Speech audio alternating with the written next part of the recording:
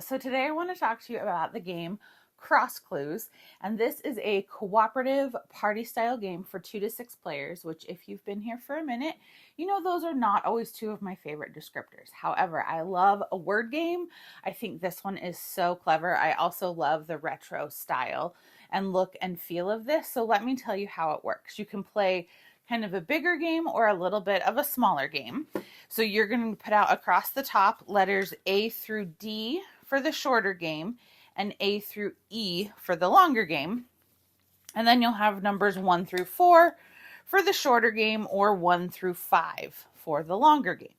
And then you have these cards that have 4 words on them. And you're just going to randomly tuck one under each letter and number, because then when you play a second game, you can rotate them. And when you play a third game, a fourth game, you can flip them and do the same.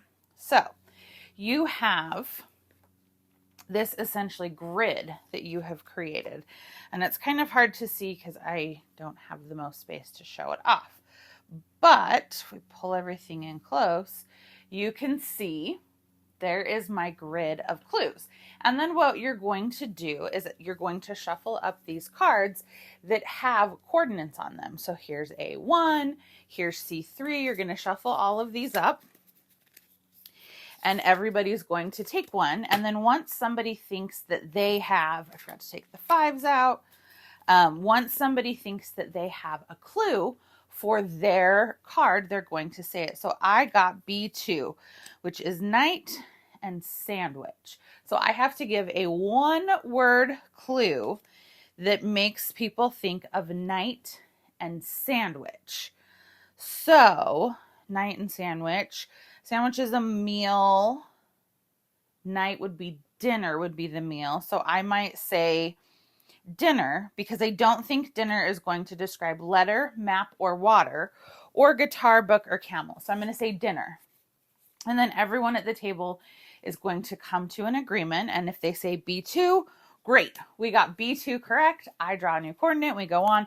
If we didn't get it correct, I discard it and play continues. So the other thing is whatever coordinates in your hand, you know that that isn't the clue somebody else is giving because there's only one clue for every coordinate. So you can't tell anyone what your coordinate is, obviously. But I at least know my next clue is A2, which is guitar and sandwich. I know the person describing something is not describing A2. So when we're describing something, if someone is really pulling for that, I can be like, no, I don't think their clue leads us to sandwich, or no, it really feels more like book and not guitar. So you can use that little bit of information as well. When you're playing with only 2 or 3 players, you each will have 2 cards. So you have a little bit more information and you get to decide which clue you want to give first. So I like that there's no turn order.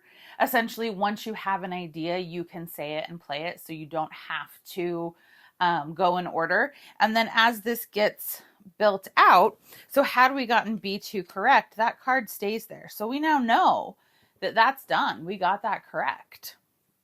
So we can also start to use some process of elimination as people are giving their clues of what we know things like nothing else can then be B2. So my next one, let's see, I have D2. So, man, why do I have all the 2s? Let's look at C3. Book and map.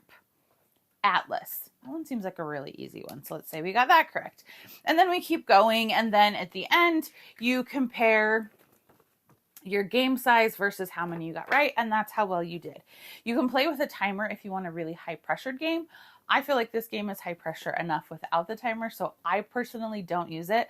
But I think this is a fun game because you can really play it with all ages. And again, sometimes these games you think like, oh, they're too young to play. But if they can read, sometimes the way kids' brains think about clues is actually really helpful. And you do better because you had a kid in the game. So I think Cross Clues is a fantastic word game, party game, cooperative game. Again, not always things that I love. I do love a word game, but I think this one is excellent. So if you're looking for a fun game to add to your collection, I enjoy Cross Clues. What games would you add that fit this kind of similar feel? Give me a like and a follow, and I'll keep bringing you more board game content. Thanks. Bye.